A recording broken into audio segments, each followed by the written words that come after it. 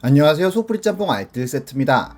2014년 서울대 응용물리특강 1회 담당 교수님의 수업이 갑자기 취소되었다고 합니다. 이유가 담당 교수의 이스라엘 대통령 출마였다고 합니다. 이분인데요. 2011년에 노벨 화학상을 받은 다니엘 셰시트먼 교수라고 하네요. 대통령은 안 됐다고 합니다. 교수들의 횡령을 정리한 방송이 있었는데요. 다른 교수들은 억대 횡령을 했는데 카이스트 교수는 연구비로 집에서 피자를 시켜 먹거나 장난감을 구입했다고 해서 화제가 됩니다. 그런데 장난감만 2,600만 원어치 샀었다고 하네요. 이번엔 이렇게 레전드가 된 교수님들을 모아봤습니다. 그럼 한번 볼까요? 첫 번째는 한 동국대 교수님입니다. 그는 동국대 경주 캠퍼스 국어 국문학과 교수로 드라마 연구를 하는 등 대중문화에 대한 연구를 많이 하는 분인데요. 한창 사이버 강의가 유행하던 2020년 드라마와 문화 강의를 유튜브에서 진행합니다. 그런데 공개 방송으로 진행했고 루리앱의 좌표가 찍히면서 신기하다며 루리앱 사람들이 대거 해당 방송에 입장하게 되는데요. 사람들은 왕좌의 게임 봤냐고 물어보는 등 드립을 치며 수업을 방해합니다. 교수님은 루리앱 여러분들 여기서 이러시면 안 된다며 다시 돌아가셔서 파이널 판타지 7을 다운로드 받으라며 내보내려고 했지만 사람들은 점점 더 많아졌다고 합니다. 90명 정원의 수업에 900여 명 가까운 사람들이 입장했고 교수님은 사람 수에 놀래더니 미소가 새어나오기도 했는데요. 이제 수강생들 Q&A를 진행한다며 나가달라고 했는데 Q&A에서도 쓸데없는 질문들이 난무했고 또 대답을 해주셨다고 합니다. 메시, 호날두 중에서 메시가 더 좋다고 하고 게임 하냐는 질문엔 옛날에 와우 공대장 했다며 사펑 예약도 했다고 하고 아주대에서 왔다는 채팅엔 우리 학생들 아니었어? 라며 크게 당황하는 모습까지 보여줍니다. 결국 그는 이거 잘 되면 실버 버튼 받으면 때려치고 BJ 하려고요 라는 폭탄 발언까지 합니다. 사람들은 구독해서 BJ 시키자며 구독 행렬에 동참했고 200명이던 구독자는 2,000명이 넘어버리는데요. 교수님은 긴급 성명서를 냈는데 좌표는 놀이란 걸 알기에 900명이 들어온 건 이해는 하지만 학생들에겐 엄연한 학습권이 있으며 이런 놀이에 대한 피해는 고스란히 수강생들이 입게 된다며 향후 실시간 강의는 학교 시스템으로 진행한다는 공지였습니다. 그런데 배경은 실버 버튼이었는데요. 그리고 그 영상 덕분에 졸업생, 휴학생, 재학생들에게 연락이 왔다며 감사 인사도 함께 했습니다. 그리고 기왕 이렇게 된 거 실버 버튼 받으면 언박싱 라이브 한다는 공약까지 하는데요. 그런데 3일 후 또 긴급 호소문을 올렸는데 하루 한나절 만에 1만 명이 넘었다며 놀이는 그만해 달라는 요청을 합니다. 그러면서 그제 어제의 즐거운 놀이는 오늘에서 그치면 좋겠다는 부탁도 하는데요. 그렇게 그는 유튜버에 길을 접었고 세월이 흐르며 이제 구독자는 8,000명대로 줄어있네요.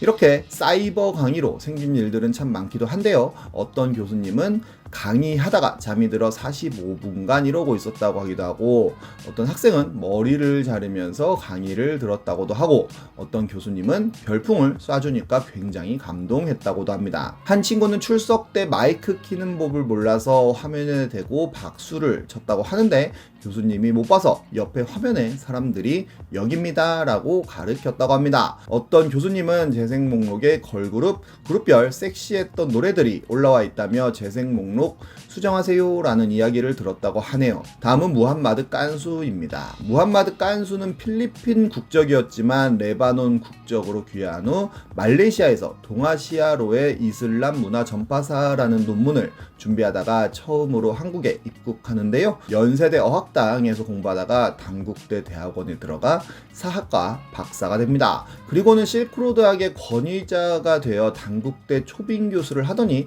94년에는 조교수로 임명되는데요. 당시에 EBS였던 KBS 3TV에서도 역사 고문으로 자주 출연하기도 하고 여러 가지 저술 활동을 하면서 우리나라 문명 교류사의 탑티어 교수가 됩니다. 아랍어는 물론이고 필리핀어, 한국어, 영어, 불어, 독일어, 일본어, 중국어까지 구사하여 한국외대 동시통역대학원에서도 출강을 했다고 하는데요. 91년도에 중학교 교과서에는 그가 쓴 수필까지 실렸고 86년 서울 아시안게임에선 아랍어 통역을 했는데 그때 만난 간호사와 결혼을 했다고 합니다. 독실한 이슬람교 신자라 매주 금요일마다 기도를 하기도 하였는데 한국으로의 귀화를 진지하게 고려하고 있다는 인터뷰까지 하는데요. 성품도 좋아서 많은 학생들이 간디 교수라는 별명을 붙이기도 했고 에이플 폭격기라는 별명이 생길 정도로 성적도 잘 줘서 인기도 많았다고 합니다. 그런데 그는 어느 날 갑자기 안기부에 잡혀갑니다. 알고 보니 조선족 2세 출신의 북한 간첩이었던 것입니다. 팩스로 북한에 이것저것 남한 정보를 보내다 안기부에 도청에 걸려버린 건데요.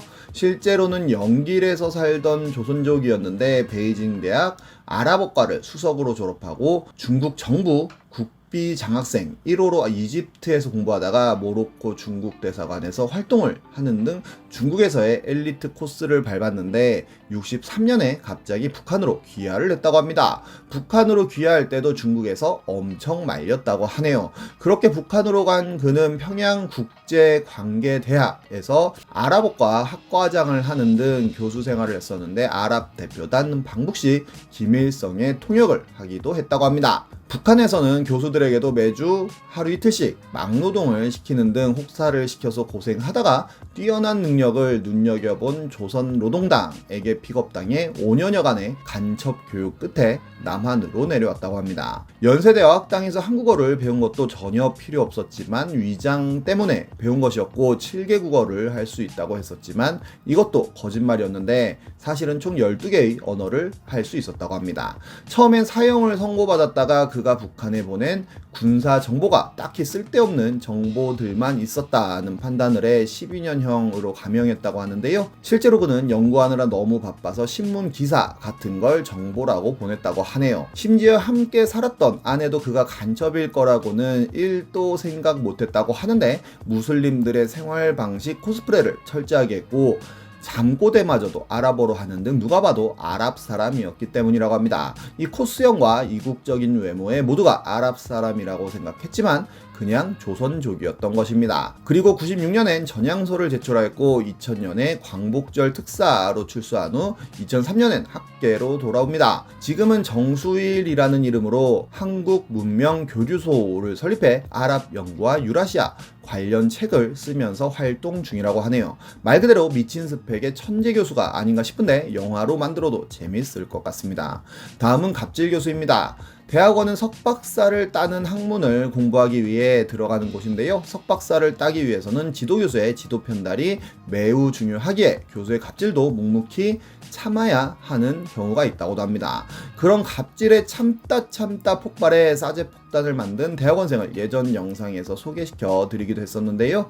어떤 교수는 갑자기 대학원생을 문자로 부르고는 어디냐고 물어봤는데 집에 있다고 하니 다음날 공항에 가서 딸을 집에 데려오라는 지시를 합니다. 대학원생이 내일 오후 2시에 형 결혼식이 있어 지금 대전에 내려와 있다며 다른 선배에게 이야기해서 모시도록 하겠다며 죄송하다는 사과를 하는데요. 그 선배는 우리 방이 아니지 않냐고 물어보고는 그렇게 하면 그쪽 교수를 무슨 낯으로 보겠냐며 됐다고 합니다. 그래서 다른 선배에게 연락을 해보겠다고 하자 2시면 충분히 왔다 갈 수 있는 시간이라며 대학원생의 말은 변명으로 밖에 들리지 않는다며 본인이 해결하겠다고 답장을 합니다. 대학원생이 결혼식 차량 같은 여러 가지 준비를 해야 해서 자리를 비울 수가 없다며 어떻게든 해결책을 알아보고 연락을 하겠다고 하더니 전화통화를 할 수 있냐고 물어보는데 전화통화 후 교수는 마중 나갈 때 꽃 좀 사서 가라는 이야기를 합니다.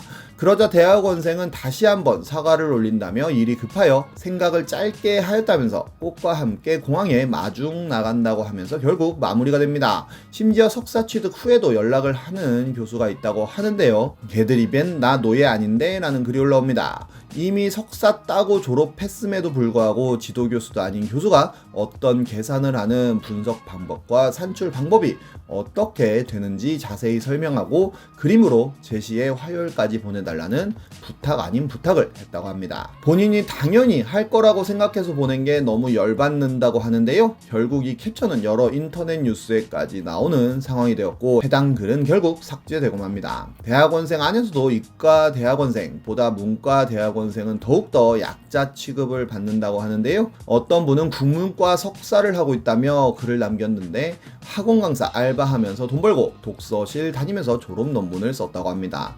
한 문장이라도 표절 느낌 나면 개박살 나기 때문에 손으로 써가면서 확인하고 또 확인했다고 합니다. 입학 동기 17명 중에 4학기 만에 논문 통과된 건 본인 혼자였다고 하는데요. 논문 쓰는 동안 너무 힘들어서 지구가 멸망하길 바랬는데 그렇게 죽을 둥 살 둥 학위를 얻었지만 사회에서 석사 인정받은 적은 0회였다고 하네요. 최근엔 서울대 박사 학위를 따도 취업이 안 된다는 뉴스가 나오기도 했었는데요. 대학원생도 정말 쉽지 않은 것 같습니다. 대학원생 화이팅입니다. 지금까지 속풀이 짬뽕 알뜰 세트였습니다.